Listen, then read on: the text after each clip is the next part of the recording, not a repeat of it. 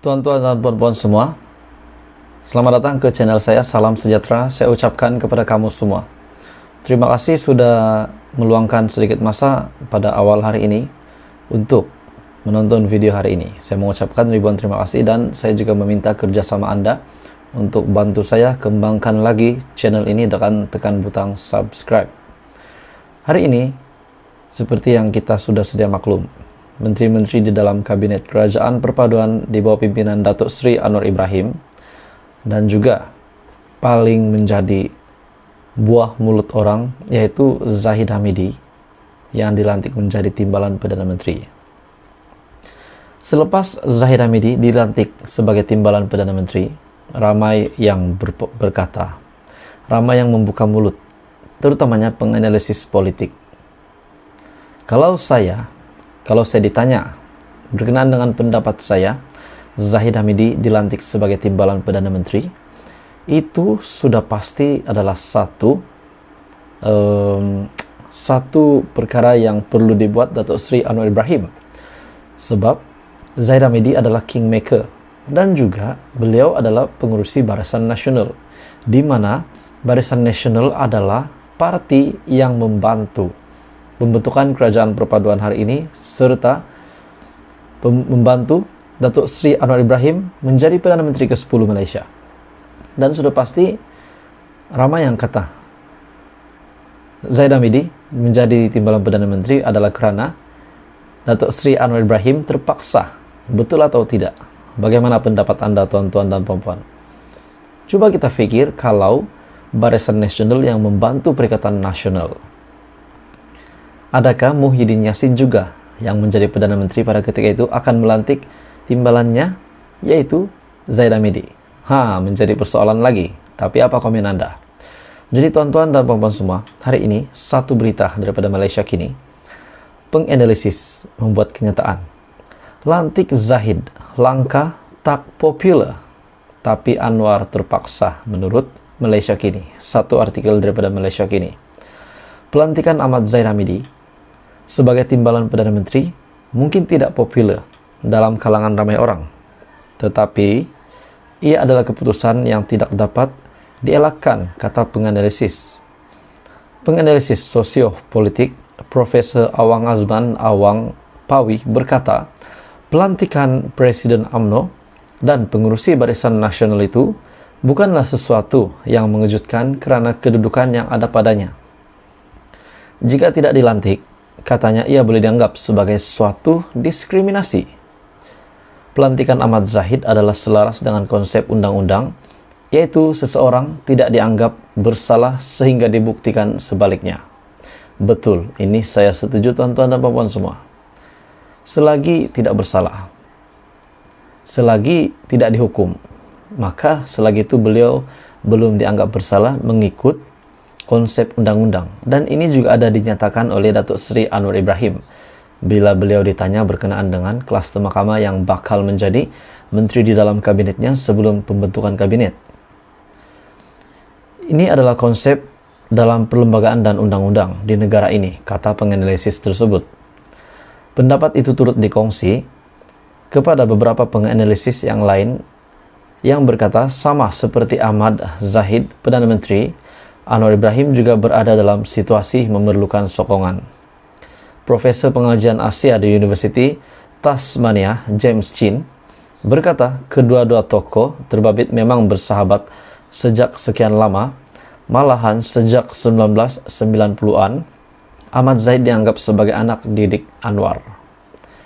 Kata Chin, memang ada ramai rakyat Malaysia, terutamanya dalam kalangan kelas pertengahan bandar, berharap Ahmad Zahid tidak diberi tempat dalam kabinet Anwar berdasarkan statusnya yang sedang berdepan 47 pertuduhan rasuah di mahkamah.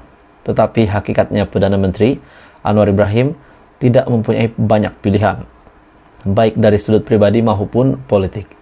Jadi selain daripada itu, tuan-tuan dan puan-puan, apa komen Anda?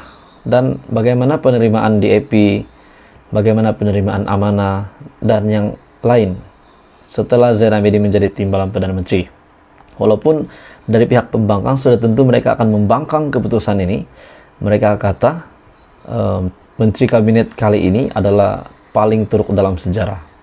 Paling mengecewakan dalam sejarah menurut pengurusi Perikatan Nasional. Jadi apa komen Anda berita hari ini? Anda boleh komen di bawah. Akhirnya tuan-tuan dan puan-puan semua, DAP buat satu kenyataan mengejutkan.